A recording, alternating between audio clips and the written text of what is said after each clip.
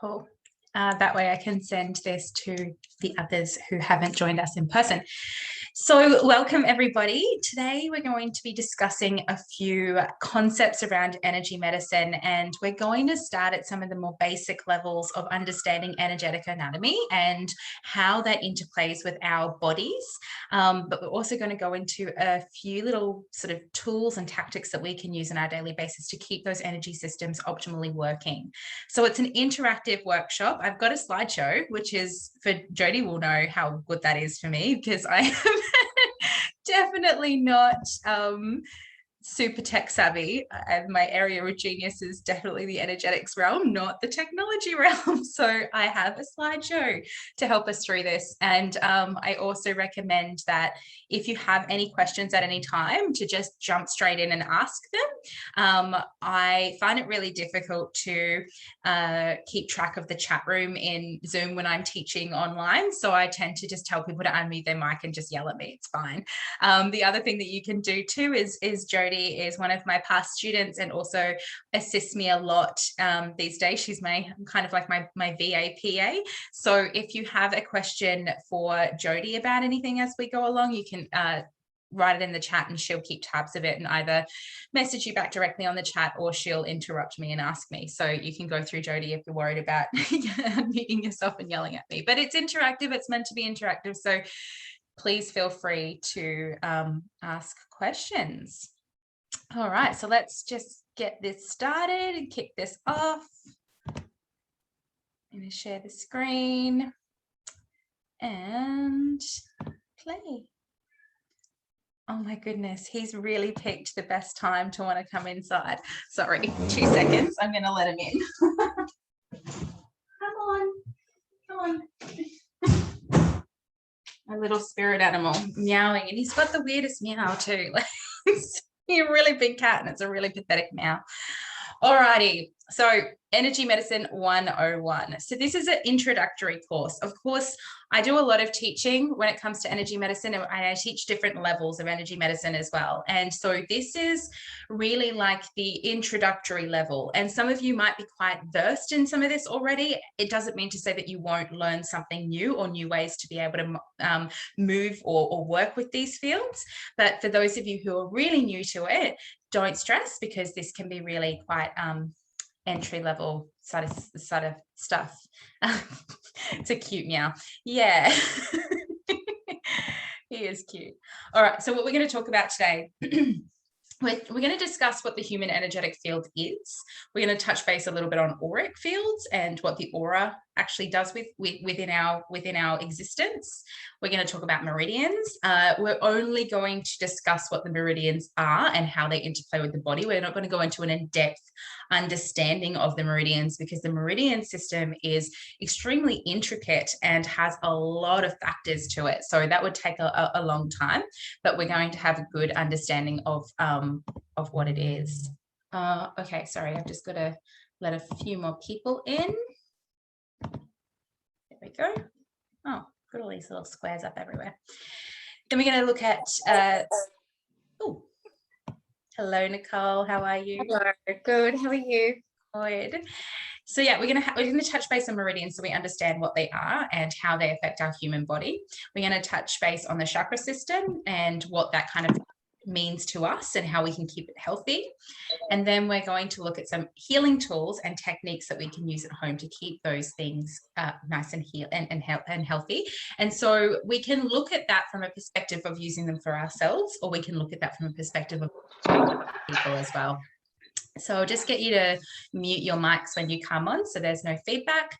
I'm not sure who I'm talking to at the moment. That's cool. There's a few more people coming in, so I'll just let them in. I know I have people joining from all over the world, so there might be a few sort of people coming in at different times because of the time zone differences and trying to work out when that actually is. And we're going to look at our intuition as well, and how we kind of can connect with our intuition and differentiate between what's thought process and what's intuition, and how we can utilize intuitive tools as well to stretch those muscles and improve those muscles. And then at the end, we're going to talk about deepening your connection to all of these things. So again, this is an introductory. That's why it's a free sort of workshop. It's available to everyone and anyone who's kind of wanting to move forward in this line of either working in this field professionally or just understanding their human frequency on a better level for their own holistic health. And then we have, at the end, I'm going to talk to you a little bit about how you can go about moving forward in the direction that's calling you the most. So let's get started. So what is the human energy field? There's so many things popping up all over the screen. All right, so this is a beautiful graphic artwork of quite a few of the different energy fields that coexist within our energy. So every cell in the human body vibrates constantly with energy. Our body is made up of molecules, which is then made up of atoms, which are made up of protons and electrons and neutrons, and they are vibrating together to create matter. The very science of everything in this universe is energy. So a lot of the time when we look at energy medicine, we just think of like the woo-woo side of things, like, oh, you've just got to trust and there's not a lot of science to back up what we're doing, and it's just kind of like intuitive and it's very much an alternative form of medicine as opposed to something that's been tangibly proven. That's not actually correct. There is bucket loads of scientific evidence backing up and supporting energy medicine and electrical vibrational medicine. And it shows up in many different ways. We've got frequency devices like Healy's and Rife machines that have been scientifically studied and proven. We've got the Meridian system, which has been picked up thermally by thermal imaging devices in medicine now to actually be proven that it exists. The Meridian system is what acupuncturists will use, and acupuncture has enough evidence to back up what it actually does that it's even considered here in Australia, which has the toughest TGA laws in the world apart from Canada, that it's a recognized medicine practice and it works with energy. Acupuncture is an energy medicine. So there's a lot of science behind energy medicine. Gone are the days where it's just this woo-woo stuff that we just kind of, you're a believer or you're not a believer. There's a lot of tangible science that connects it to being a real thing. And we look at that from the fact that when you actually look inside an atom, everything, all the protons and the neutrons and the subatomic particles are vibrating together to create solid matter. If we don't have the vibrational frequency, then everything wouldn't create matter. It would just be nothing, like it wouldn't exist. So for many centuries, healers, mystics, and ancient cultures have recognized that the human body draws in energy via a universal field. Energy is drawn in and carried around our bodies via energetic highways such as meridians, auric layers, and chakras. There are other energy highways in our bodies as well, like the Nadi channels, but these are the three that I'm going to speak about today because they are the most commonly talked about. And my biggest virtue, I suppose, in life when it comes to teaching is making sure I don't overload people with too much information at once. So I want to keep it relatively on point and simple for this particular class. But there are many other energy highways that we can recognize as well. These are the three that we're going to talk about today. The information shared in this presentation is intended to provide you with a means to discovering more about yourself, energy, and to offer a basic foundational guide to you and your discovery of your own spiritual journey. So we're going to start with the chakras. So the chakras are energy centers in the body that connect us to our physical body with our emotional body, our physical body, and our spiritual bodies. They act as entry points for energy to flow through the body, and they are interdependent. So the health of one of our chakras affects the health of another one of our chakras. So they basically look like spinning discs. And for those of you who are really aware of what chakras are, I'm sorry if I'm going really into the basics here, but we've got to assume that there's people on this call that are really, really new to all of these concepts. So I'm going to go from really introductory stuff to a little bit more of the advanced stuff, and you can just kind of pick and choose what feels relevant to you. So we have these spinning discs, and they are connected to our organs, they're connected to our emotions, they're connected to our spiritual bodies and our auric layers as well. And it's the entry points of energy into our bodies, and they can connect with different characteristics as well. So different types of emotions, different situations that play out in our lives, and they govern different parts of our bodies. So there are 7 main chakras. There's actually hundreds of chakras. So there's 122 recognized, and then many ancient cultures recognize that there could be thousands of chakras in our bodies. The main 7 are the ones that we're going to talk about today, and the ones that are most commonly talked about. The ones that then are talked about often as well is another one called the Soul Star Chakra and the Earth Star Chakra, and they exist above the head and below the feet.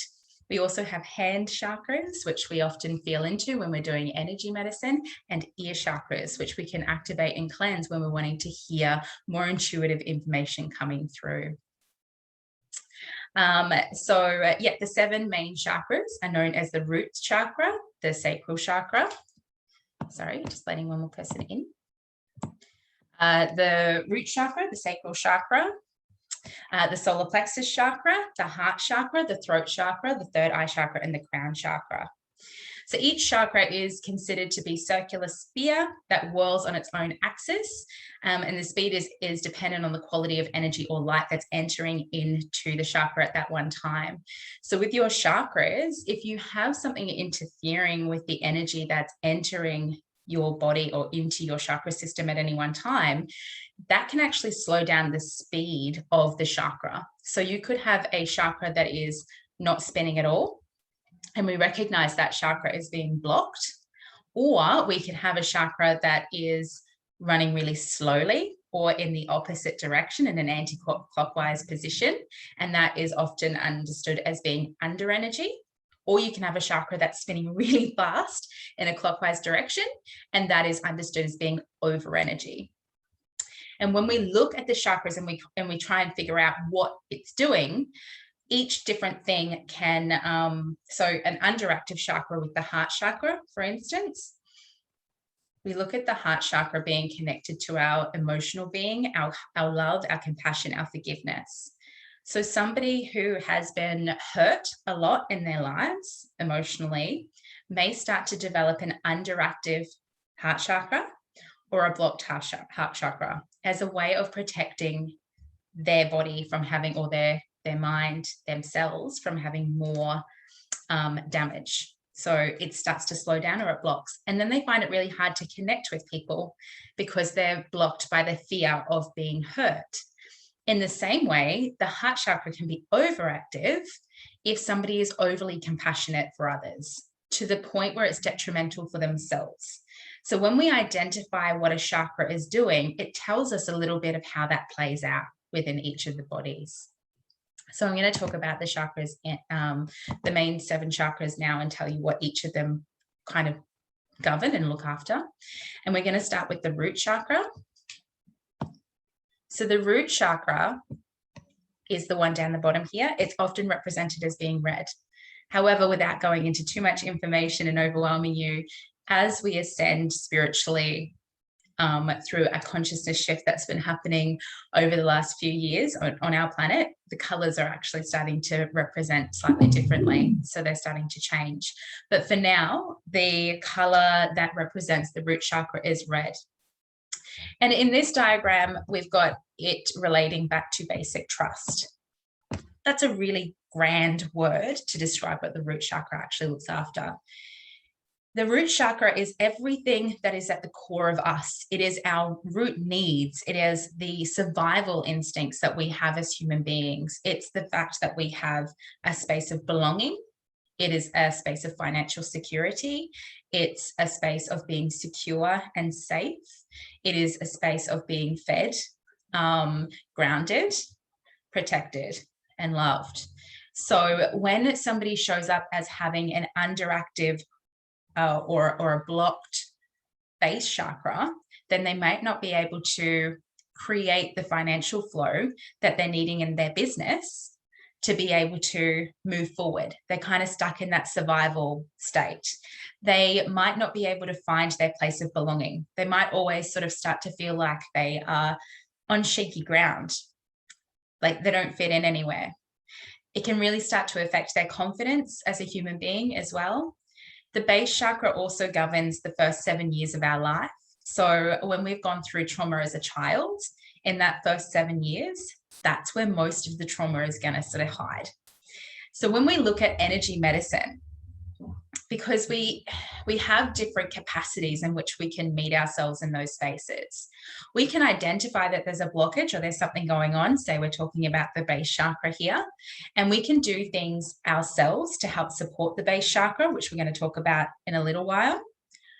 But there might be a space in which you might need to go and actually seek some external help from a practitioner outside of you to actually go in deep into what's held in the chakra that could have been there from the first 7 years of life or even before that, because we can store things in our energy bodies from previous lifetimes as well. And sometimes it's not as easy to unpack that on your own, which is why we have teams of people who help us to get through those things.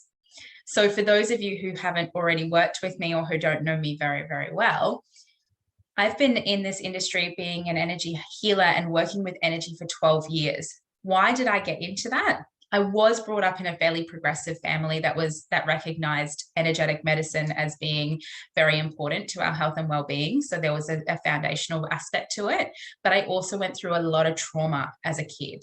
And conventional medicine was not helping me to get through that trauma. I did all of the things, and I mean all of the things. I had developed a massive anxiety disorder to the point where I was agoraphobic and I couldn't leave the house for 2 years as a 16-year-old. I'd watch outside my window, people walking past, and wish I was them so that I could live a life. That's how bad it got. And it was a long time back to some sense of normality, or to even be able to feel like I could live in the world again. In my struggles of trying to find anything and everything that will help me get through, the only thing that really got under any of the stuff that I was experiencing was a modality called kinesiology, which is what I do for a profession now. So when you find something that works to this degree, that changes people's lives to this degree, that starts to reverse trauma that's been living in the energy body to this degree, then you become overwhelmed with passion about sharing that with the world. And that's why I'm here today talking about this stuff with you guys, because it's such a massive, massive calling on my heart to make sure that everyone knows what this stuff is about and how we can start to reverse damage and better our lives with these modalities. So getting back on topic, we've got our base chakra, which is our base needs, our core needs. And if we don't have that chakra in a good space, then we're not going to feel like we have a space of belonging. We're not going to feel financially secure. And we often get very, very anxious. So as a child, there was not a lot of safety in my home. So then as an older child, as a teenager, and as an early adult, I never felt safe. I always had really bad anxiety. So the stuff that manifests in the base chakra for me was affecting all of my life. So until I got on top of that, I wasn't going to move forward. The other thing to mention too with the chakras is that if this is the first and foremost, the most important chakra that we need to look after, our base chakra. Everyone thinks about our crown chakra and our third eye. And you would have talked about this before or heard about people talking about this before in spiritual communities. Activate the third eye, like nourish your crown chakra. No, go and make sure your base chakra is looked after. Then move on to your sacral, then move on to your solar plexus, then really work on your heart chakra, then really work on your throat chakra. By that time, you're not going to need to do shit with your third eye because it's going to be firing like all perfectly and wonderfully anyway. So the health of your chakras, they are interdependent of each other. And we need to start from the physical, from what we see in front of us upwards. If we keep focusing on our higher chakras all the time, then we're not going to self-actualize. We're constantly going to stay in this like kind of roundabout swing. So our base chakra is our base needs. Our sacral chakra. Our sacral chakra is about our creativity, our passion, our confidence within our own skin, our intimacy with other people, our ability to manifest, our femininity as well. And even for men, it still has a large connection to our feminine essence. I'm just going to let D in. So yeah, so our sacral chakra is important to all of us, feminine or masculine, but it is more of the feminine nature. So each of the chakras have more of a masculine or feminine nature to them. And in Chinese medicine, we refer to this as a yin energy or a yang energy. So our base chakra is yang, being masculine. Our sacral chakra is yin, being more feminine. Our solar plexus is yang, being masculine. Our heart chakra is yin, being feminine. And when you understand, and so on. So when you understand each of the chakras, you'll understand how that really plays out, because we've got our basic needs, our core needs, they're linear. They're very structured. Like, do I have money to pay for my food? Do I have a place to sleep? Do I have a place of belonging? It's quite cognitive. It's quite linear. And the masculine part of us is very linear. It's very structured. It's very black and white. So that's why the base chakra shows up as being a yang energy. The sacral chakra, I don't know what's happening at the moment. I should post my throat chakra. So our sacral chakra, it looks after our creativity, our sexuality, our intimacy, our confidence in our skin, our sensuality, our passion. All of those things are very feminine in nature. They're what create. It's not linear. Creativity is not one thing after another, although sometimes we try and make it that way. It's expansive. It's ever intertwining. So that chakra is a yin chakra, and they go in. It's the odd numbers that are our masculine numbers, and our even numbers, which are our feminine numbers within the chakra system. Moving on, we've got our solar plexus chakra. Our solar plexus chakra is about in this diagram, it's saying wisdom and power. Yes, there is a certain amount of wisdom that's held in this space because it's our gut feeling. It's our inner knowing. So when we look at that a little deeper, it's about our personal power. It's our boundaries. If we don't have a good boundary set up, then we get our energy drained out of us. So I've worked with a lot of nurses. Actually, my grandfather, who was well beyond his years when it came to anything to do with the energy system, he was a very profound man. He used to tell me that a lot of his clients who worked in like very highly intense energetic environments like hospitals, he would get them to wear a piece of material that had a copper backing on it and place it over their stomach to protect their solar plexus from absorbing the energy around them. So it kind of copper blocks energy. It stops energy from penetrating through. So this is a way that he would tell the nurses and the doctors and people that he would work with to stop, to kind of create this barrier where the solar plexus wasn't soaking up other people's energy. So the solar plexus can be the open portal for absorbing lower vibrational frequencies, but it can also be an open portal for absorbing positive vibrational frequencies as well. It's really interconnected with the sun, being that it's solar. So if you need to recharge your energy and your vitality, go and lie out in the sun and make sure your stomach is exposed. This is the best part about bikinis for women. You're actually doing something really good for your solar plexus if you're getting yourself in a bikini over a one piece, because you're getting direct sunlight into your solar plexus. So what this can kind of play out like is if you've got a lower, so an under energy rotating solar plexus or a blocked solar plexus, then you can be feeling really low in energy. You can have like maybe your boundaries are not very strong at that time. You're not feeling like you've got very strong personal power. These people are more susceptible to manifesting narcissistic relationships or relationships with people who are codependent on them, because you're very easy to draw from. When I left my narcissistic husband, I noticed that I was painting everything around me in yellow. My bedspreads were yellow, my artwork on the walls were yellow, my clothing was yellow, everything was yellow. Why? Because innately I knew I needed to pump up and nourish my solar plexus because I was able to step back into my power. So we actually do this without even realizing it. I'm just going to open up the chat so I can see that. Yes, yellow. I knew Oberfaye would be able to relate to that. Yeah, so this is the thing with our chakras, is that we have an innate awareness of what's going to nourish those chakras and look after those chakras, and we'll often, without even thinking about it, start gravitating towards certain colors because we are innately trying to support those particular chakras. So when we've got a solar plexus that's going to over energy, when it's really, really, really fast, then what we can see is people burning the candle at both ends. And that can really start to play out with things like our adrenals, which is one of the organs that is attached to the solar plexus, and our stomach, our digestive system. So those things start to break down and cause systemic issues because we're pushing ourselves past the limit. So to look after the solar plexus is really important for our personal power and our vitality, but also our generalized health. Moving on to the heart chakra, one that most people know quite a lot about. It's our emotional center. It's all about love and healing. This is the space where we store forgiveness, compassion, love, empathy, all of those things that we relate to others with. Hey Dee, how's it going? I'm good. I'm sorry. I was having difficulties.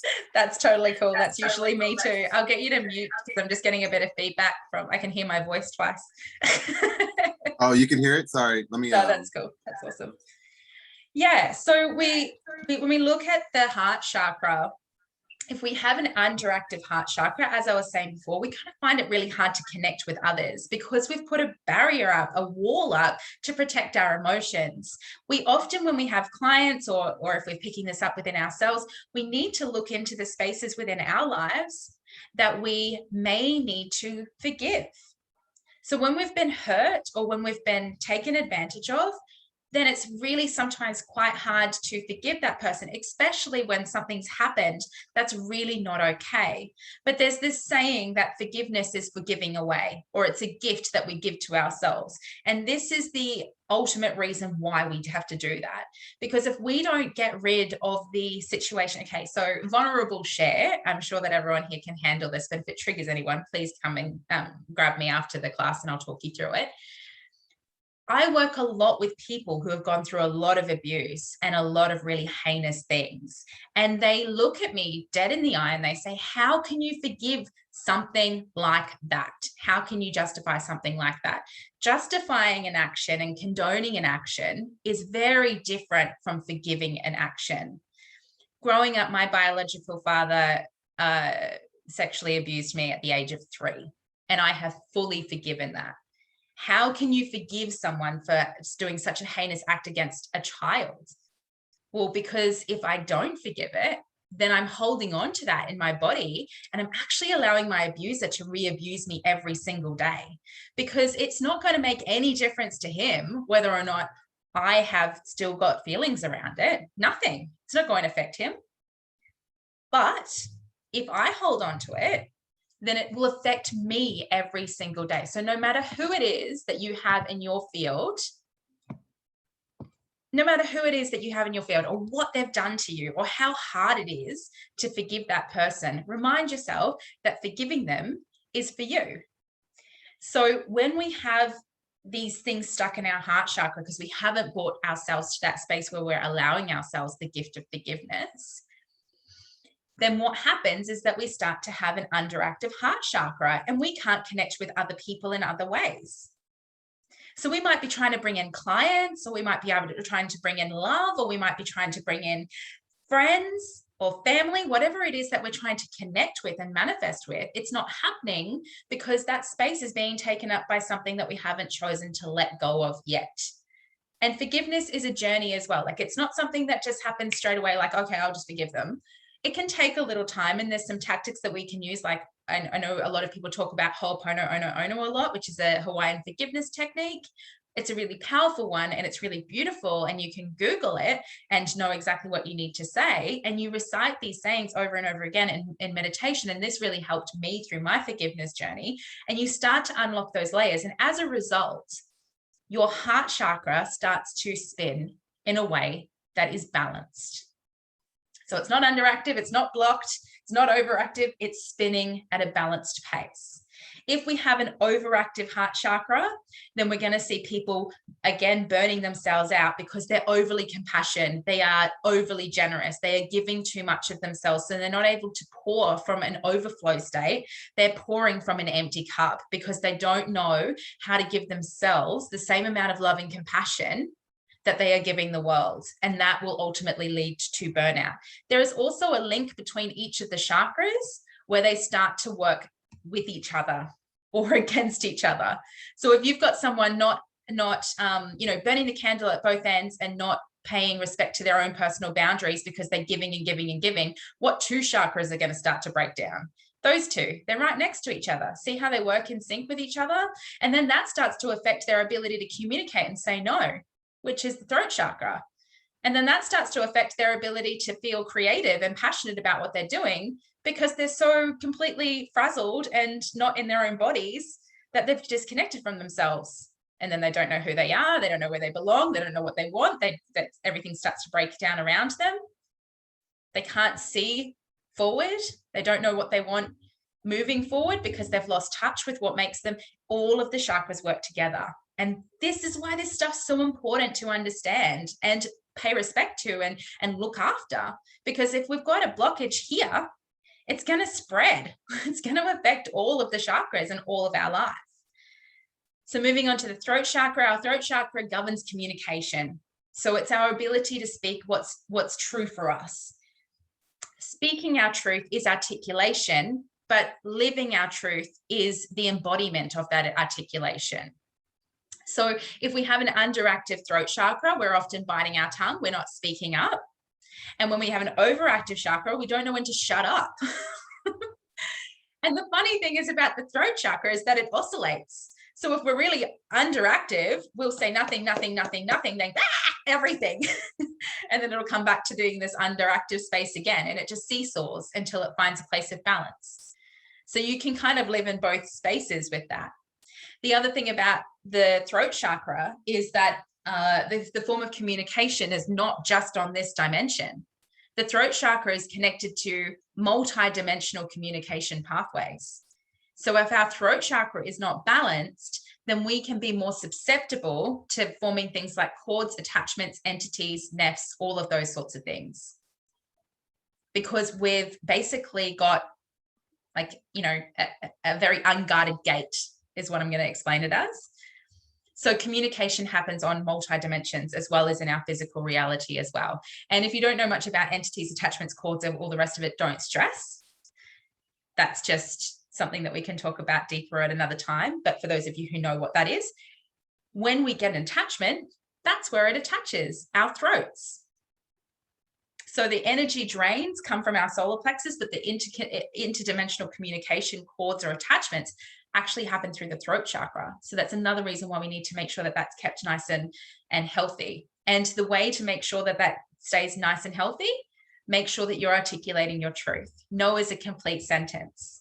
You don't need to justify why it's a no. If it's a no, it's a no. If it's a yes, it's a yes. You don't need to justify the yeses just as much as you don't need to justify the no's. If you need something, your body's telling you need something, like you need to take yourself away and recharge your batteries. You don't need to justify why that needs to happen. You just need to speak it and live it. And that will allow you to hold more compassion and love for others because you're filling your cup, you're speaking your truth. So again, we can affect these chakras positively as well. Moving on to the third eye chakra, the one that everyone's really, really interested in all the time. Yes, it does. It governs our intuition. So when we talk about activating our third eye, people are like, yeah, I'm going to activate my third eye so that I become super intuitive. I kind of call bullshit on that because your third eye is already active. If it's not working properly, then there's a good chance that there's an imbalance in the chakra or there's an imbalance in some of the lower chakras. So therefore, the higher chakras are not able to self-actualize as well as what they could. So your third eye does govern your intuition and your intuitive abilities. So if you don't have a lot of energy in that space because if there's a blockage there or a blockage somewhere else, then you won't be able to open your intuitive faculties to their full potential. However, it also governs our mind. So if we have an imbalance in our third eye chakra, then we can have an imbalance on our thoughts. We can start to, develop again anxiety. It's just as we do with the root chakra, it can show up in the third eye chakra because we're constantly perceiving what's going to happen next instead of staying in the present. So we can have overactive thought processes all of the time, which throw our third eye chakra completely out of whack. Think of a time where you've been able to really hone in on your thought processes. You might still get those odd negative thoughts coming in, but you're like, I don't need to pay those any attention. I'm good. That inner critic speaks up and you're like, shh, I'm busy. And then think about the time where, those same voices have come up and you're like, oh my God, everything they're saying is true. It's all going to fall apart. Look at the health of your third eye chakra. So having an underactive third eye chakra can show up as being really intuitively blocked, foggy thinking, not able to connect to your awareness. An overactive third eye chakra can look like really just thinking too much, not being able to switch off your thoughts, not being able to go to sleep at night, projecting yourself into the future too much, anxiety, panic. It can also show up as being really like overly intuitively open, which means that you can be picking up on things that you don't need to know about and that you don't need in your energy field as well. So it's no good to be overactive, just as it is, it's not good to be underactive. You want to find that balance. A balanced third eye chakra is a keen awareness, organized thoughts, and open intuitive faculties. You do not need to be the most intuitive person in the world to have open intuitive faculties. Everyone has intuition, and we're going to talk about that later. And then our very last chakra is our crown chakra, and that's the one that governs our spirituality. It's the connection to everything in the universe. It's our higher knowledge. It's the one that we activate a lot when we're meditating. So an underactive crown chakra can lead us to feel really out of alignment from our spiritual perspective. We can feel a little flat or disconnected from our bodies as well. So we're not embodying our consciousness. An overactive crown chakra can look like our meditations are going in some really like wild directions and you're downloading a lot of information at once. And then again, it's not information that is essential or useful. It can be too much information, can be detrimental. It can overload your system. So the crown chakra is not one that we think like. If we think about all of the things that we've just discussed, the crown chakra is the least of our worries, right? Like that's not the one that we go to straight away, because this will work perfectly fine. We won't even really have to think about the crown chakra if the other chakras are in the right space. We will be in such a place of flow that the crown chakra will naturally find balance. And it's just so backwards that a lot of like information out there points us towards looking at these two first, because they're the fun ones, right? Like they're the connection to the divine. Yay, let's be more spiritual. To be spiritual, you have to be human first. So we have to look at the bottom chakras and make sure these ones are, like supercharged, awesome, moving really wickedly. And then we can have wonderful, great lives and feel into flow and compassion and love and speak our truth. And then bang, these two are working great. All right, so move forward. All right, so we're going to talk about the aura. I don't know if I think I might have missed a page. No, I didn't. Okay, so we're going to talk about the auric field here. So when we look at the chakra system down the body here, it also relates into different layers of the aura. So most of you might have heard about the term aura, and I like to refer to the aura as like a garage at the front of our house. So the house being our physical body, this kind of flesh sack that we're walking around in, and the aura being the garage that all the deliveries that the postman is dropping off are delivered to. So when the postman comes with deliveries, he sticks them at the end of the driveway, and then those deliveries start to slowly make their way up the driveway into the garage, and they sit in the garage for a little while, and they get closer and closer through the garage until they get to the door, and they're finally at the door, and they're banging on our physical body, and then we let them in, and then they live in our physical body. This is how the aura works. So everything that manifests in us physically has come from an energetic or an emotional state outside of us, and it's entered through our auric field. So that may have been delivered to us via our environment. So it might be other people in our environment, situations, hurts, encounters with other people, or it could be something that lives in our etheric or causal plane, which is out here, which is being delivered from other dimensions, other lifetimes, different spaces on the planet, because this layer, this last layer here, our etheric template, connects us to everything in the universe. So I don't want to go too deep with this, but the human aura is described as a hazy bubble of light that surrounds the human being from head to toe. An aura has multiple layers that interact and relay information between the body through its 7 chakra energy systems. Each layer of the aura relates to the physical, mental, emotional, and spiritual conditions of an individual. Energetic vibrations of a person, thoughts, feelings, state of health, awareness, and past experiences are all stored in different layers of the auric fields. There are 7 auric layers that are commonly witnessed, and they are the outermost layers of the auric energy field. And it extends anywhere from 5 to 7 feet from the physical body until we get to the etheric template, which kind of doesn't have an end because it's connected to everything. So for those unable to see auras, when one's auric field is interchanging with another, it can actually be intuitively, sorry, for those that can see auras, basically the aura constantly changes. It's interchanging. So we can either see it with our eyes. Some people can see it with their eyes, their physical eyes. We can sense it with our feel. So we can actually feel it happening. We might even be able to cognizantly, I'm going to talk about the 4 layers at the end of the class, so this will make more sense. We might be able to cognizantly become aware of what's happening in that space. Or if you're a divine energetics practitioner or a kinesiologist, we will muscle test it to find out what's happening in these layers. So this is the breakdown of each of the layers here. So we've got the one that's closest to our body, which is the etheric layer of the body.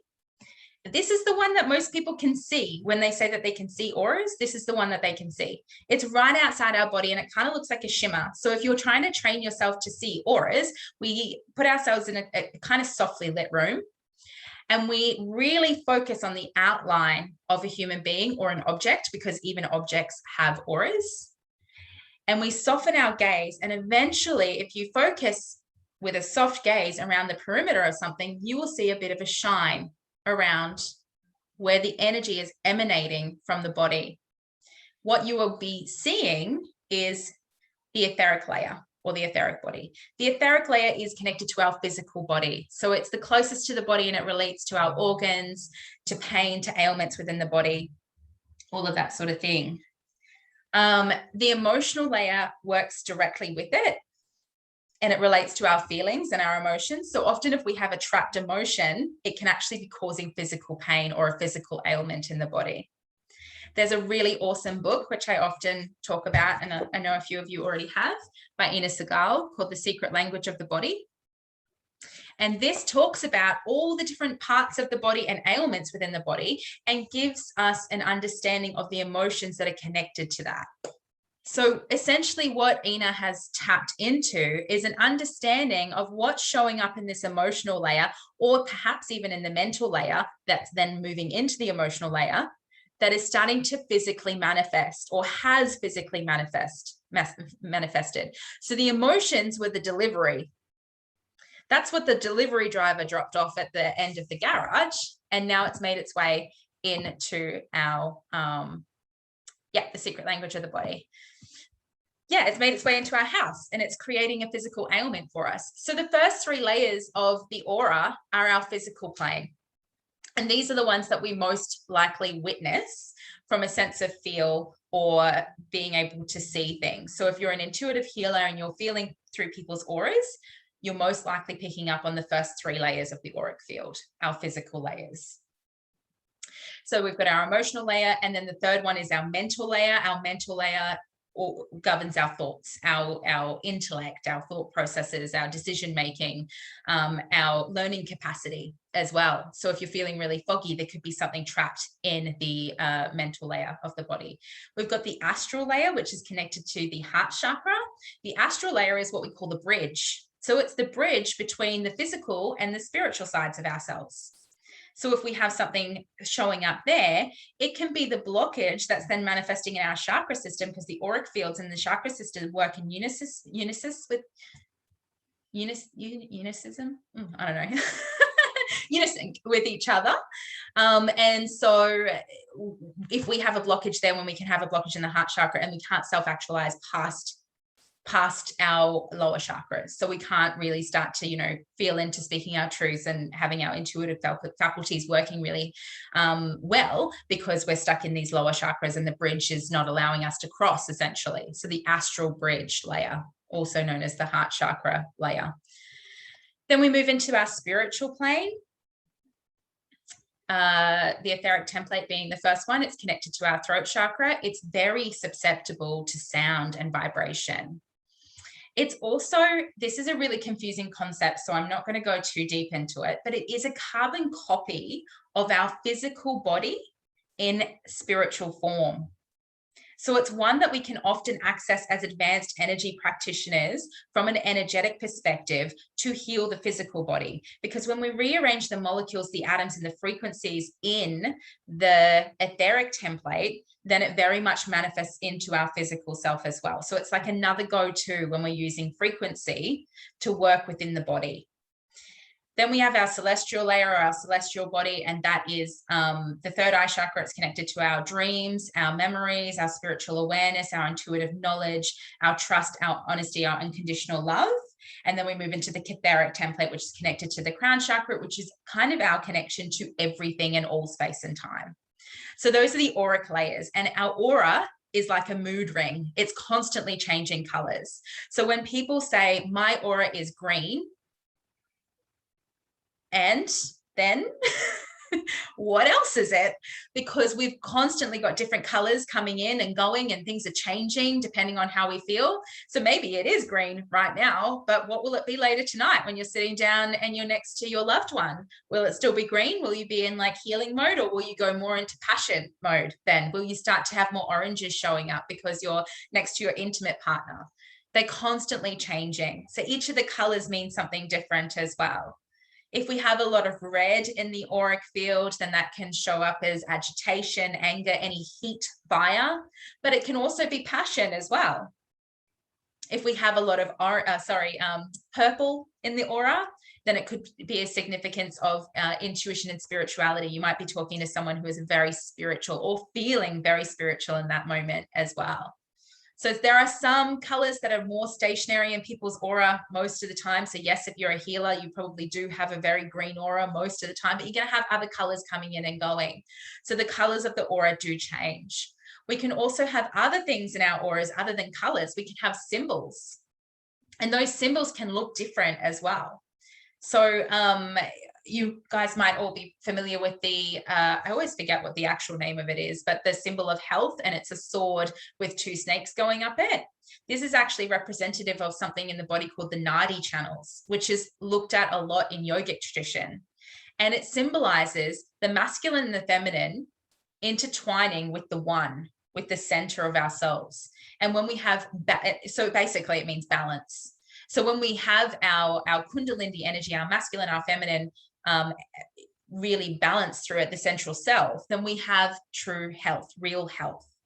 So when we see that symbol show up in auras, it's often an indication that this person is a healthcare worker, or should be in a healing profession, or has been for a long time, like a medicine man or a medicine woman. You can see DNA strands, you can see sacred geometry, you can see lots of like old Celtic symbolism is another thing that kind of comes up, Sanskrit writing.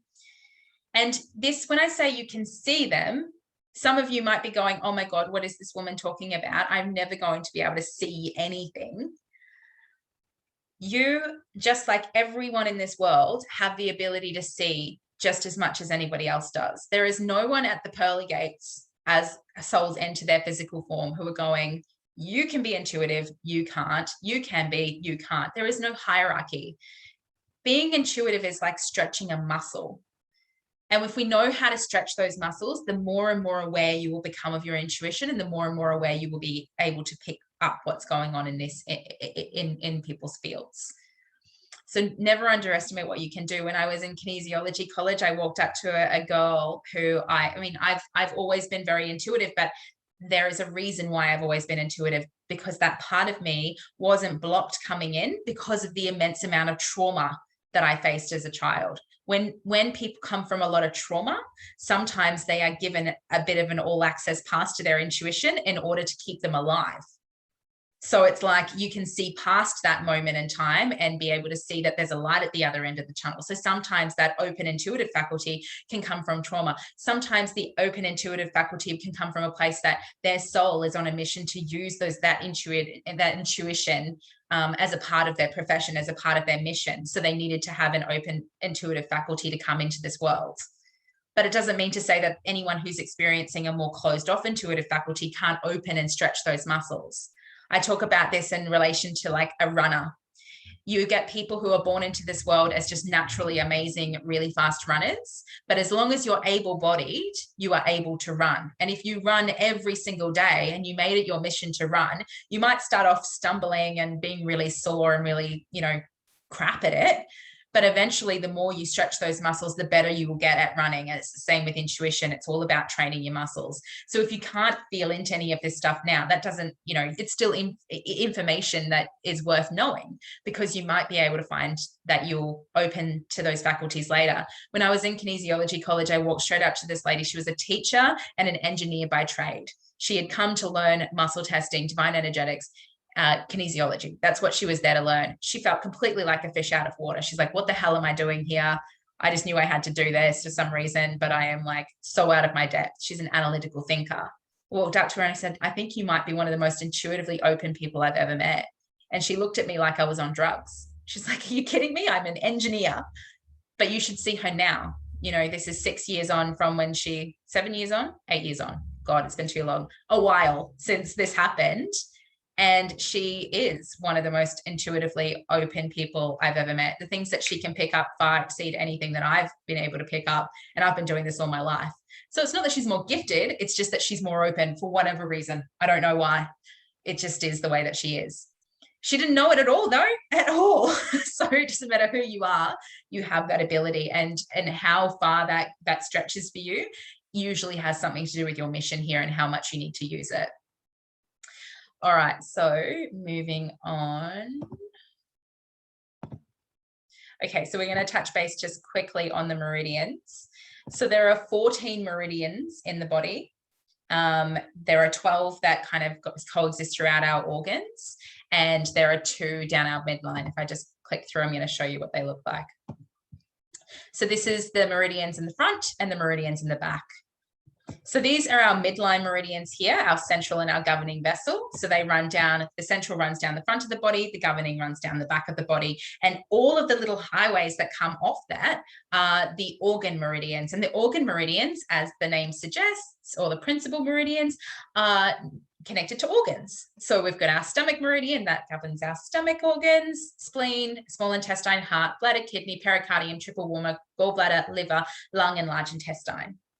So when we look at things like Chinese medicine, they have a huge concept around using the meridians and understanding the chi energy that runs through the body and where it can become blocked.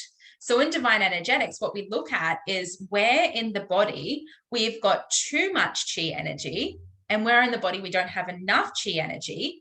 And that's where we can identify. And this is what acupuncture is all about as well. Within the meridian system, we have lots and lots of different points along those lines. So when you look at a proper acupuncture chart, you'll see that there are hundreds and hundreds of acupressure points. So what Chinese medicine, herbalists, acupuncturists, kinesiologists are looking at is they're looking at where in those meridian lines, what point has too much chi energy, like a bottleneck of energy, and then what point doesn't have enough energy. So there's a blockage. And so we can use things like needles or pressure or energy to stimulate, so tonify and sedate the overactive point, tonify the underactive point, and create a highway of chi energy that is regulating. So when you go to an acupuncturist, the acupuncturist is going, why isn't these hormones balancing? Why is this fascia not healing? Why is it that you're getting constant headaches? They're going to identify what meridian is blocked. They're going to identify what points of the meridian has too much energy, what doesn't have enough energy, and they're going to use some method that is contained in their modality, either needles, pressure, or energy, to unblock that point. And then the highways within the body are going to be spreading chi energy optimally. Remember, this is the one that's been proven by science. This is the one that Australian governments are saying, yep, that checks out. It's all based on chi energy in the body going through these lines. So it's pretty crazy that we're still getting, like, medicine modern medicine sort of saying that it's not a thing. It's very contradictory because it totally is a thing. And these are the lines that we're able to thermally map within the body as well. So we've actually been able to prove that they are there. So again, the meridians is probably the most in-depth and confusing of all of the energetic highways, and it can take years of study to fully understand them to their greatest capacity. But I thought it was interesting and important to note them today in this little intro class because it's interesting to understand why they're there and what they can cause if they become blocked. So I love this little saying by Nikola Tesla. If you want to find the secrets of the universe, think in terms of energy, frequency, and vibration. And the reason I put that in there is because we want to look at we want to take a deeper look into frequency, because everything that we're discussing today is based on frequency. So one of the best ways that I've found over my years to discuss frequency is to have a look at Dr. Masaru Emoto's work. And some of you might be really familiar with this. And if you are, then it's good to just have a look because it never ceases to amaze me. And I think I've looked at it about 50,000 times. So what Dr. Emoto did is he was a Japanese researcher who said that human consciousness has an effect on the molecular structure of the mind. And he wanted to discover this or test this, I suppose, or challenge this by looking at water, because the human body is 70% water. So in 1994, Emoto had an idea of freezing water and observing it with a microscope. Dr. Emoto took some water from a beautiful crystalline Dr. Emoto, I don't really want to read this. I'm just going to tell you the story. So basically, he took some water from a river, and it was, first of all, he took water from a river near the city and he froze that, and he noticed that he wasn't getting any crystalline patterns. And then he took some water from outside of the city in a beautiful lake, a pristine lake. He froze that and it created some crystalline patterns and like snowflakes, essentially, when he used a microscope to have a look at that deeper. And so then he wanted to have a look as to why that was occurring. So why was the crystalline shapes showing in this river that was outside of the hustle and bustle of the city? And why were they not forming closer to the city? So he wanted to then subject the water molecules of the samples to different music frequencies, to different words, and different environments, and then observe them. So here are some of his findings. Now, I don't know if this is going to work because I tried to import it. There we go.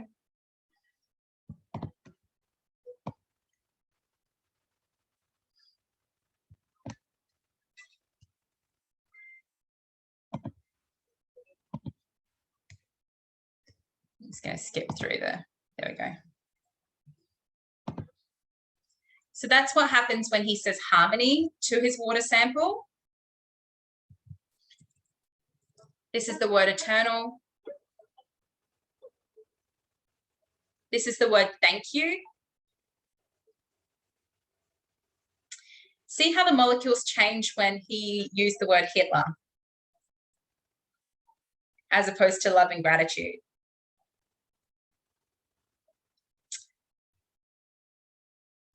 So we've got joy.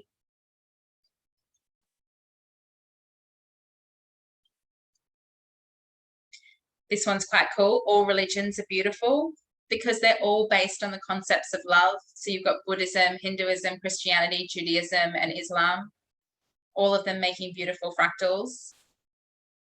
This one, evil, peace, before prayer and after prayer. So it's really quite interesting to see how these molecules are changing and creating such a profound effect just by intention, just by words, just by sound. Awesome.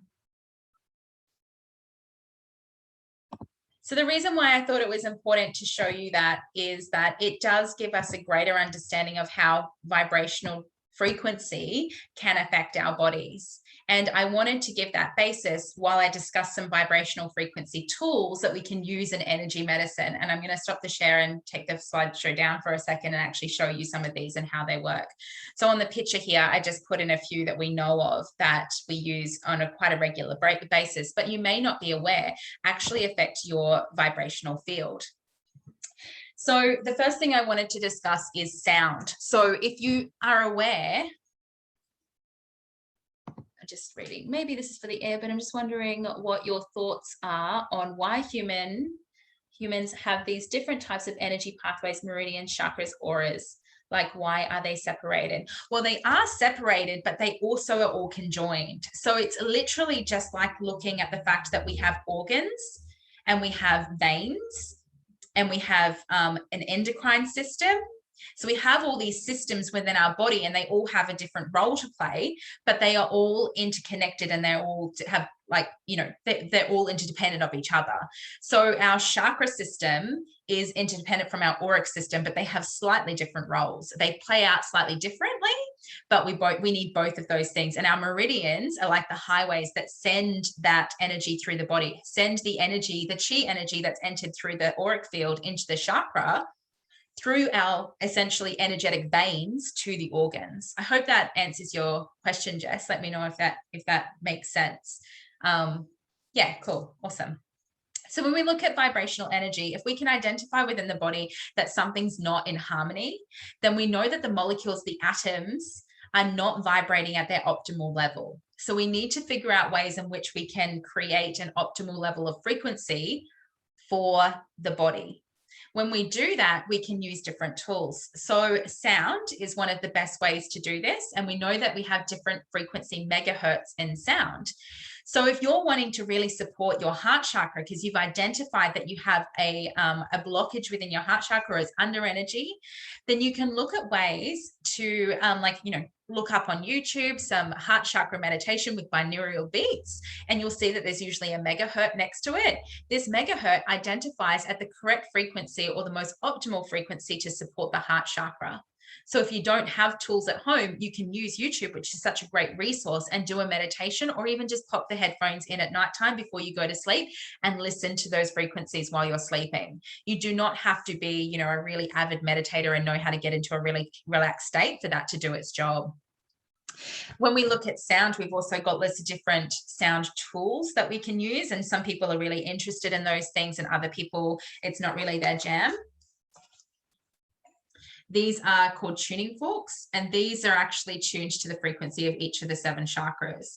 So when we put these together, I don't know what I've put, crown chakra and solar plexus chakra.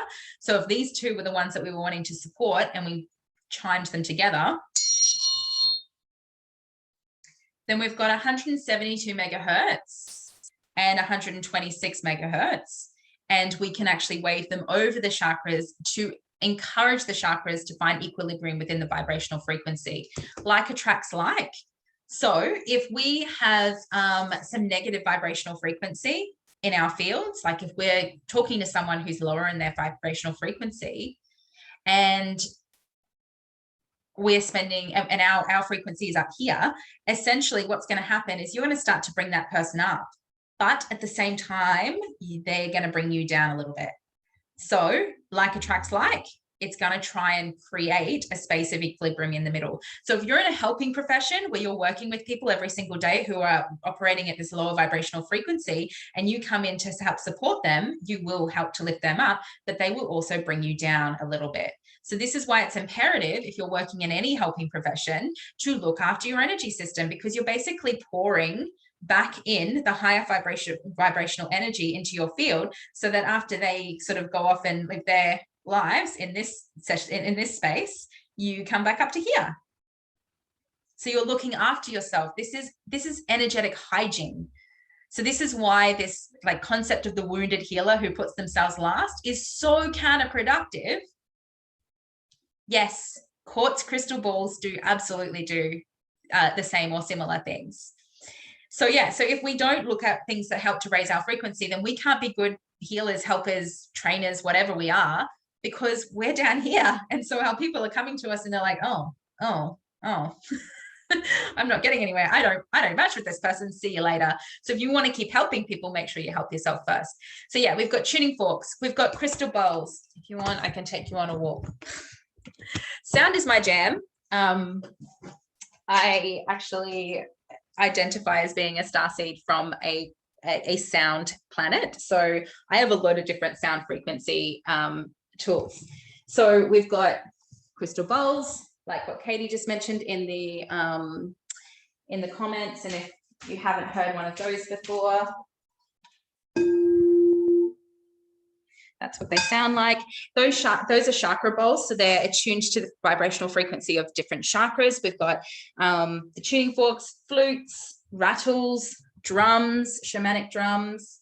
All of them hold different frequencies, and all of them work on different levels within the body. So this is where the concept of sound healing actually cons from. So there's also didgeridoos and gongs and all sorts of different things that we can use within the field to help balance out the vibrational frequency of the body. The next thing that I wanted to talk about is oils. So essential oils, as long as you're getting a quality product that's, you know, pretty much organic or extremely close to being organic, they have a very high frequency to them as well. And you can find different resources that talk about the energetic properties and the emotional properties of an oil. Because when we Google an oil, if it's coming up for someone, often we kind of just get like the physical properties of the oil and what it helps to support on the physical body. There's a couple of books that I really love that I recommend to my students when I'm teaching them about aromatherapy as a way of frequency. This one here, it's called The Essential Guide to Aromatherapy and Vibrational Healing, and it's by Margaret Ann Lembo. And basically in this book, so I've just turned to an oil called clove oil.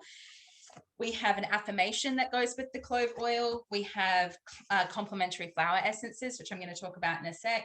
You've got the spiritual uses, the mental uses, the emotional uses, and the physical uses. So it really goes into quite an in-depth interpretation of why that oil is wanting to work within the vibrational frequency of the human being on a full dimensional scale. We're not just looking at the physical body here.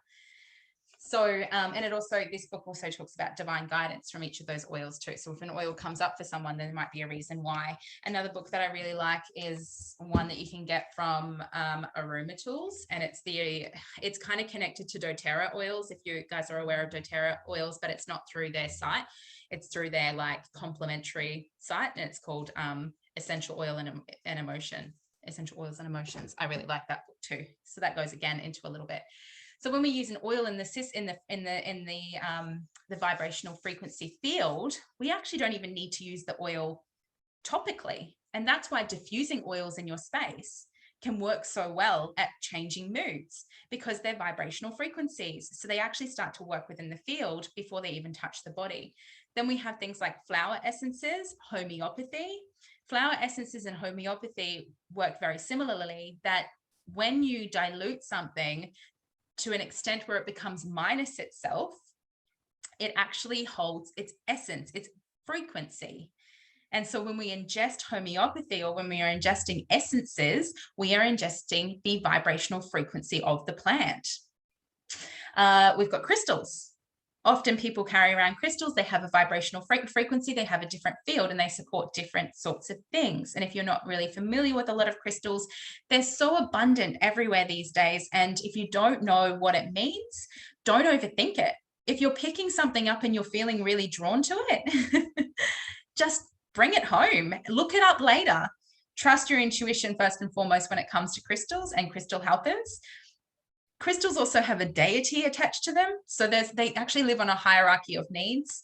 So you've got like great, huge, big crystals, like geodes in this world, right? And they look after the smaller ones, and the smaller ones right down all the way to the tumbled stones. But on top of the really, really great, big crystal geodes is a deity that looks after the whole pyramid scheme, essentially, of that crystal. So if you don't have a physical crystal available to you and you're needing to harness some of the energy of that vibrational frequency, you can actually ask or request that the deity of the crystal come and start working in your field to help you through, or to support something within your body. Yeah, so there's quite a few different, and then cards as well can be used in a vibrational frequency manner. There's quite a few different tools and methods that we can use in order to kind of shift the vibrational frequency of the field. And then, of course, we've got different modalities that help to support that as well. So I'm just going to go back to sharing the screen and bring up that PowerPoint again. So I just wanted to touch base. We have already talked about intuition a little bit, but I wanted to touch base a little bit deeper on this before we move forward. So when we're choosing some of these vibrational frequency tools, we can pick them out intuitively for ourselves. And that's why I was saying, don't overthink it when you come to a place with a crystal where you're like, I really just feel really attached to this crystal and I really want to put it into my field, because that crystal might actually be exactly what you need. And intuition is actually non-emotional. So when you get hit in the stomach or in the, that you're feeling it in your bones that you need something, that's usually your intuition. Do it. That's your intuition.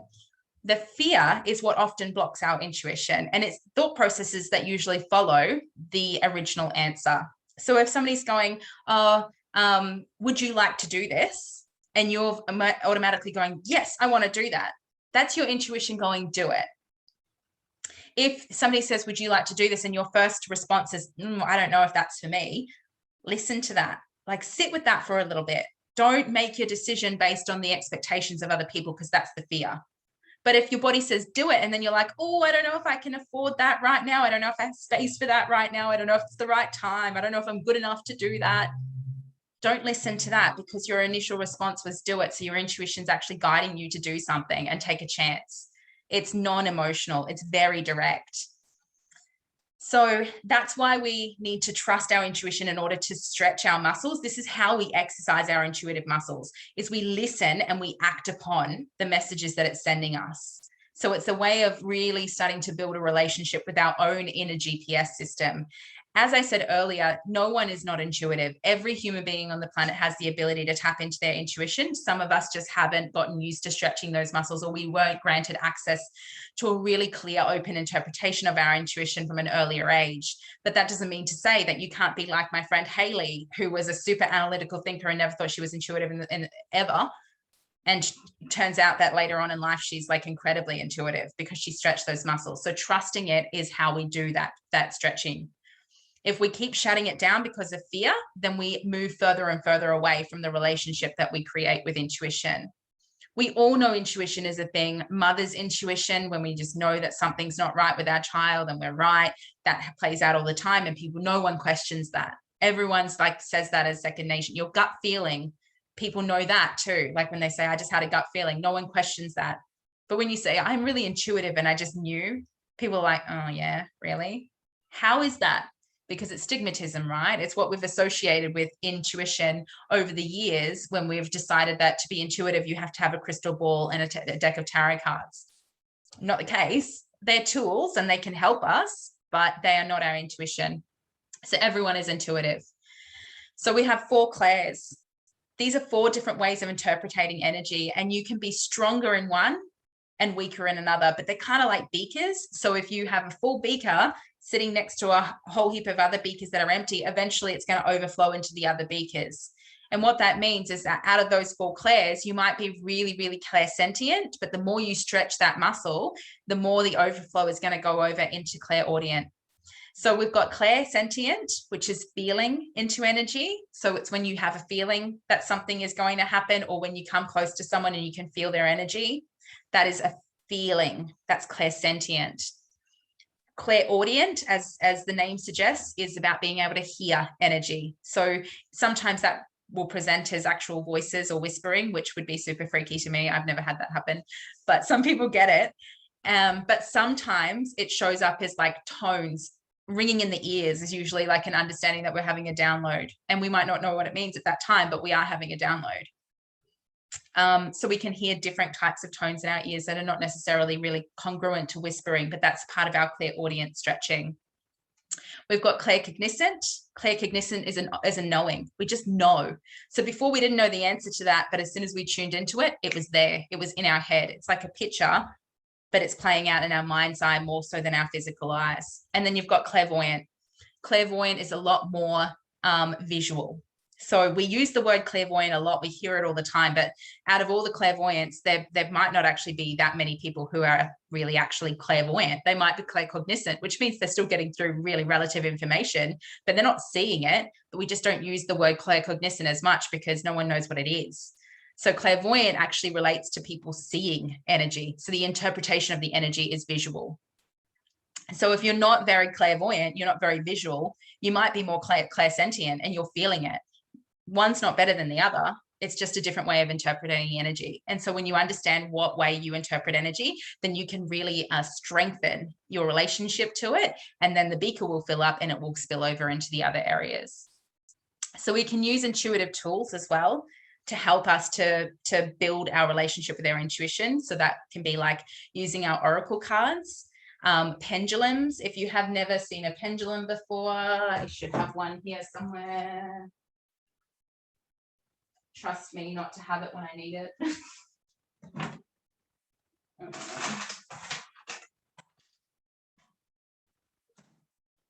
So a pendulum is basically a crystal at the end of a piece of string, or it's anything heavy really. I don't know where mine is. So you've got a piece of string and a crystal at the end, and it will actually swing. So when we use a pendulum, we want to set it up to swing the way that we interpret energy. So we'll actually make the pendulum swing up and down, and I'll say, this is a yes. Or we'll make the pendulum swing this way, and I'll say, this is a no. Then we stop the pendulum altogether. We've set it up. So it's a tool. It's an extension of ourselves. It's not magic. That's why it doesn't matter if you use a crystal or a key or a needle at the end of a string. It's an extension of your intuition. So when you've told the pendulum how you want the energy to be interpreted, then it's all set up and ready to go. Then you can start to ask a question, and you can say, you know, is this a vitamin that I need today? And then you hold it very still and you wait for that pendulum to start swinging. And if it swings up and down like it did when you said yes, it will move on its own this time. Then you know it's a yes. This is a vitamin that you need. Intuitive tools can be really helpful for questions that are not loaded with emotions. If you are asking your pendulum an emotionally loaded question, you are not going to get an accurate answer, most likely, because it's an extension of you. So your ego can interfere with that. So it's really accurate when you use a pendulum for questions that you don't have any worries about how the outcome is. But not so much when it comes to, you know, emotionally loaded questions like, is this the man for me? No. Oh my God, I knew it. No, yes, it is. Oh, and he's perfect. And he's not. He's a total dickhead. So it's because we have an emotional attachment to that. So our ego is actually getting involved.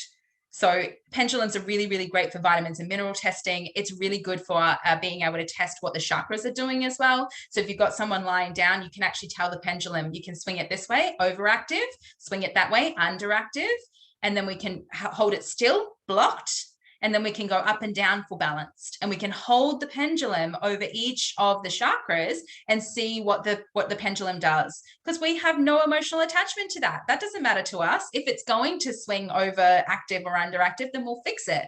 We'll use one of our methods, our vibrational tools, and then we could also use our pendulum to decide which tool as well to come to the body and balance that out. So if you don't have a pendulum, you can get them pretty much at any crystal stores. You can get them from Etsy. You can make them yourself, as long as it's a piece of something heavy at the end of a string that's able to swing in a balanced perspective. It needs to be balanced, because otherwise it's always going to swing, off kilter. And then you can create a pendulum. So that's an extension of your intuition. But obviously the best tool that you can use for your own intuition is your intuition itself, and just bringing trust back to that. And then we can talk about connecting with guides as well. So when you are doing intuitive work, you can call in some guides and assistance from angels, or, passed over loved ones, or anyone that you feel safe with connecting to. It could be ascended masters as well. Again, I don't want to go into too much information in one session, but ascended masters are essentially people who have been doing a lot of spiritual work on this plane, who have ascended to another level of frequency and are now working with humanity on a higher spiritual level. So we look at people like Buddha and Jesus and Mother Mary and Kuan Yin and Isis. So all throughout histories, all different religions, they can show up as being now ascended masters, and you don't have to have any connection to that particular religion to be working with that particular ascended masters, because they each have a different spiritual context to them. So for me, my ascended master that I work a lot with, who presented to me in a past life regression, was Mother Mary, and I've never ever had a Christian or a Catholic background, so I didn't really understand what that was about when it first came to me. But then finding out later that she's depicted in a lot of spiritual texts as being the mother of angels, and she works a lot with women, and she works a lot with children, and she's got this soft, gentle energy. I'm like, well, that makes sense. That's kind of what I've based my work around for a really long time. So that's why that ascended master was really showing up for me. And Jesus as well. Like, a friend of mine didn't grow up as being a Christian at all, and doesn't really necessarily confine to any one religion. She did a guide meditation with me, and she was like, Jesus showed up. I don't really know what that means. I'm like, well, yeah, he holds Christ consciousness. He holds a very high healing frequency. So her ascended master is Jesus. And actually it was like, I can't even remember how long after that, like a year or something after that, she got a guide drawing done up for her. So somebody who can see guides and does the drawings of them. And she's like, oh, I don't want to freak you out or anything, but I've got to tell you that this guide is actually Christ. It's Jesus. And she was just like, oh my God, it's happening again. And again, she's not a Christian. She wasn't grown up. She didn't grow up around that religion. It was just an ascended master. It's an ascended master that she works with. So if that ends up for you being Isis or Kuan Yin or Buddha, even though you're not a Buddhist, it's the essence of their vibrational frequency that wants to work in your field. So when we connect with guides, we can do this by trusting, calling them in, or we can do guided meditations or hypnotherapy sessions to actually see if they can present to us. If it doesn't feel like you can see them, first of all, one of the biggest hurdles with that is trying too hard. When we're willing and we have a really strong expectation on something to happen, sometimes it can block us down to our intuitive faculties firing, because we're not trusting. We're feeling like that's actually another form of fear shutting us down, because when we have a really high expectation, the fear that loads behind it is this real? Can I even do this? So just be aware of, like the expectation that you're placing on it, and let it happen. If it doesn't happen, it's not right. It's not going to happen right now. It might happen later, and it will happen when it's meant to happen.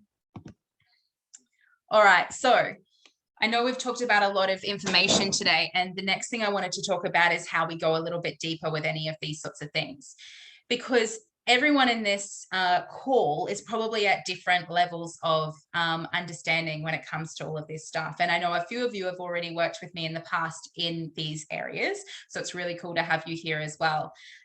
Understand that everything that I'm about to discuss is not a sales call. I'm not going to be hitting you up or asking you to invest in anything. Not at all. That's not the way that I operate. I understand that when you are navigating new information, sometimes you need a helping hand to do that. And when you ask for a mentor or somebody a guide to show up and help you to navigate that, one will be presented to you. And by explaining the ways that I help people through these different things, that might actually strike a chord with you, and you might decide that that's exactly what you want. But this is just me explaining what that looks like. And if you want to take that further, then I'm going to let you come to me around that. I will send out an email with the list of these things in case anyone actually wants more information. But this is not a pressure sale. This is just an information, giving some information. So how do we go deeper? If you're kind of feeling like this is new for you, and you're feeling like for you, you're wanting to connect deeper in with your own energy blockages, understand what all of this is sort of about from a very entry level into spirituality, into energy, and you want something that's going to help to improve your life specifically, I'm about to launch the Activate, Align and Shine 8-week program. And what that looks like is it's 8 self-paced modules. So they're uploaded to Teachable each week. So they're completely self-paced. You don't have to be on a classroom at any one particular time, which is great for people who are running really busy lives or in different time zones. You log in and you can go through the module, which is going to teach you about well, it's actually run off the chakra system. So week 1 is going to be all around the base chakra and the fundamental properties of how you can nourish your base chakra and how that plays out in your life. But we're also going to be focusing on things that your base chakra affects in your life. So things like opening up to financial abundance, finding a space of belonging. They're more personal than they are about working with others. This is like a self-development group course.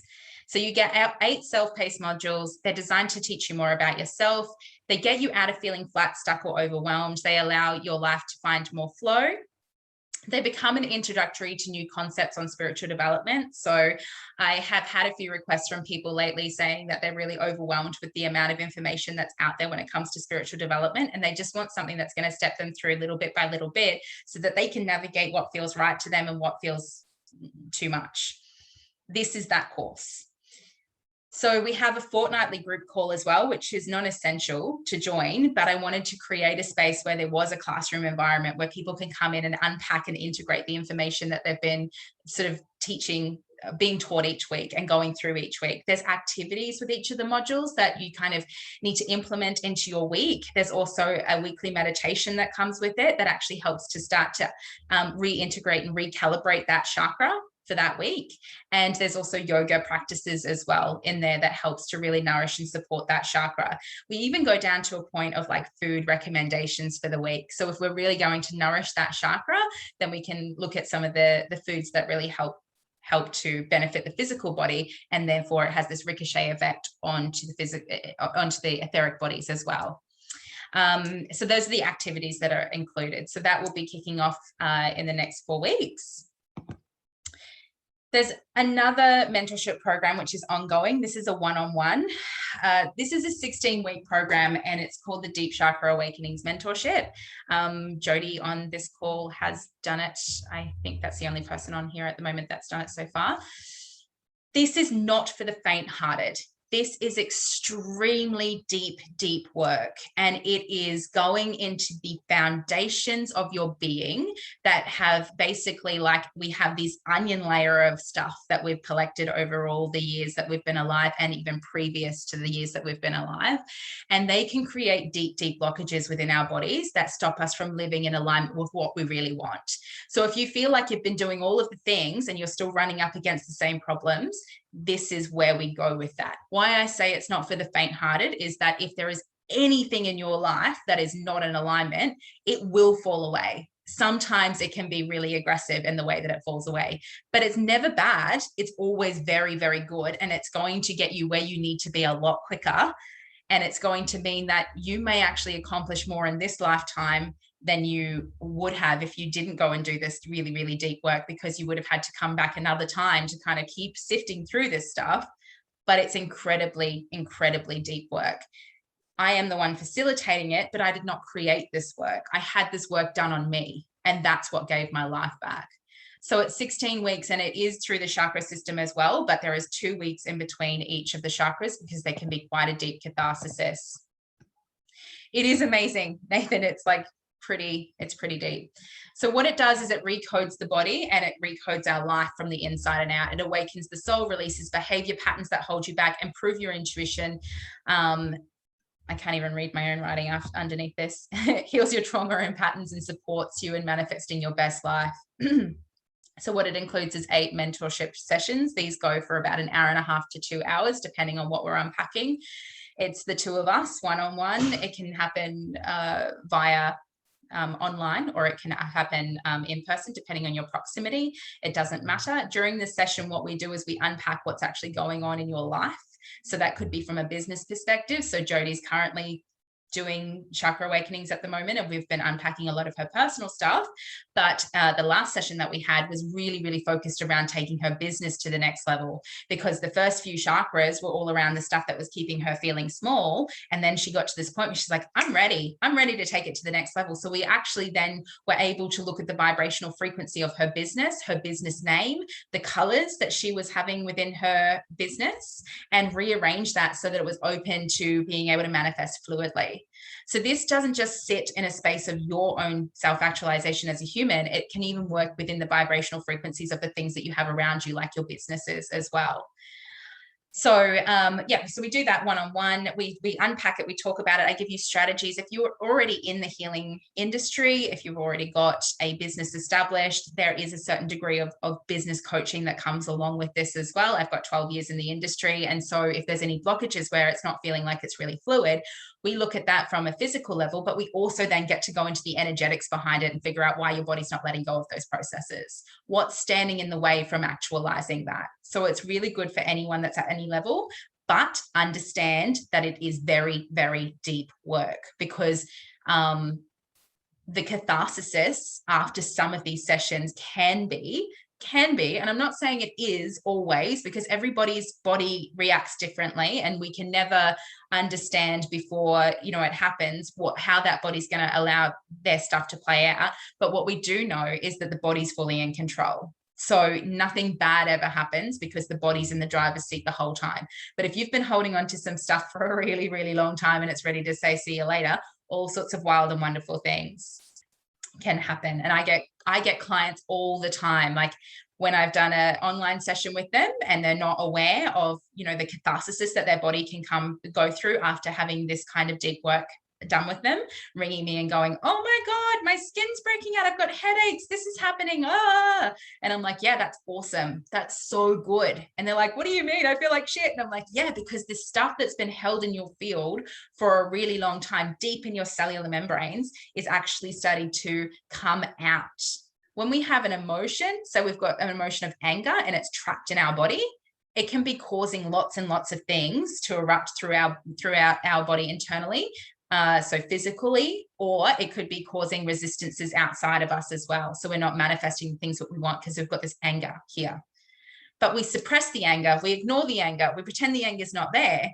It doesn't mean that it's not there. It's there. We've got to do something with it. So what this work does is it actually allows us to connect back in, identify that anger, and the body goes, oh, I don't need you here. I need to get rid of you. But then it starts to come out. So then the person might feel lots of anger over the next couple of days. Like, why am I so ragey? Well, it's the anger that they've been holding on to for the last 10 years that's been causing havoc, actually leaving their body. So the catharsis can sometimes be intense, and more so with deep chakra awakenings than just like normal, like one-on-one kinesiology sessions do, because we're going much, much, much deeper. Kinesiology sessions are amazing. They're a bit more gentle in a sense that we use the whole body as a whole.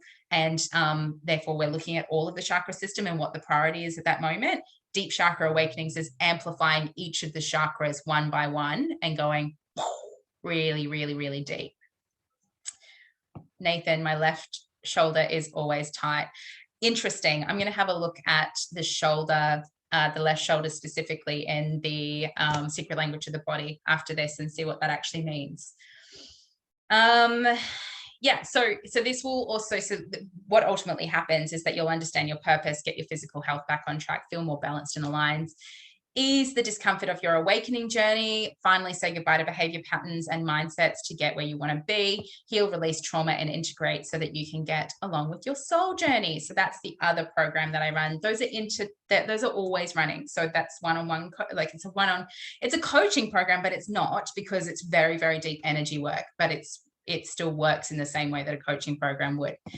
And then lastly is becoming a divine energetics practitioner. So if you're really interested in some of the stuff that I've talked about today and how we can actually muscle test with the body to find out what's held there and why, then you might want to look at doing this course. So I'm going to stop the share. So here's a few of my past students. You can see Jode's there. This is from Jodie's intake.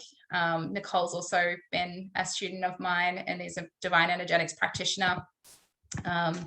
So what that actually looks like is that we work for 15 weeks and we all meet in a virtual classroom for about 2 hours a week, and you're taught the very deep fundamentals of divine energetics. You're taught how to do muscle testing, and then we have classes. Those of you who want to come and do it, in person, we do it in person, and for those of you who are too far away, we do those classes online. So you actually have a practice person with you, and I walk you through the practice that way.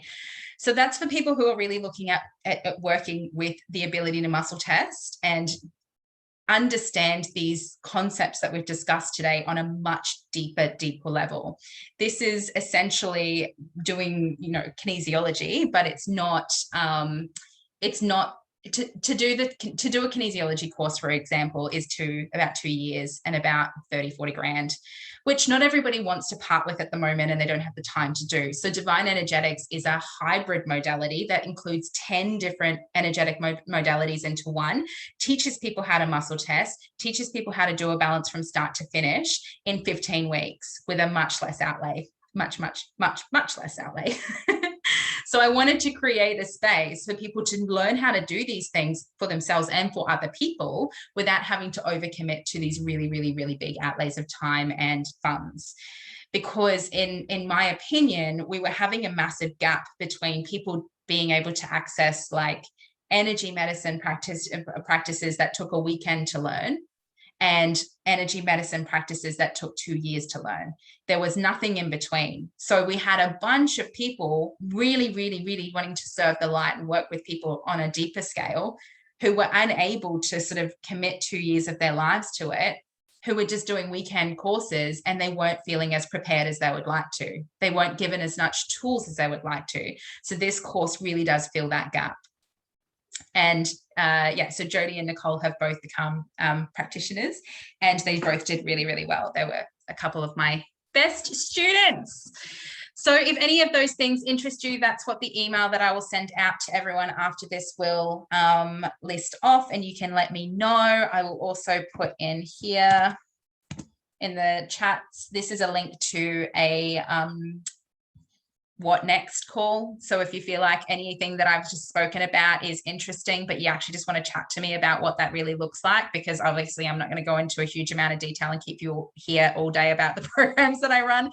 So if you want to actually like talk to me more about those things, then just hit that little appointment button and just schedule a time to have a chat and I will give you a call. Can you post that again? It didn't come up in the chat. You possibly. I only sent it to Overpay. That's why. Sorry. Yeah. Sorry, darling. Thanks, Jodes. There you go. Is there any questions about today's class that I can help answer, or anything that you'd like me to explain a little deeper? No questions. Okay. I've really bombarded everyone with lots of information, it seems. Awesome. Well, thank you guys so much for joining me today. As a special gift for being a part of this call, if you do decide to go ahead with any of the programs, or if you're wanting to take those deeper, just mention that you've been on the call and you'll get $100 off. So thank you from me, and I will let you all go and have a beautiful, wonderful weekend. I know that some of you are in the States and so it's Thursday night, but for us here in Australia, it's Friday. Yeah, knockoff day, kind of. I thought every day is knockoff day when you do amazing work. So cool. Awesome. Thank you all so much. Have a good afternoon. Thank you, Emily. Thanks, Bye. Emily. Oh, good morning. Good morning. Thanks for joining us, Overpay.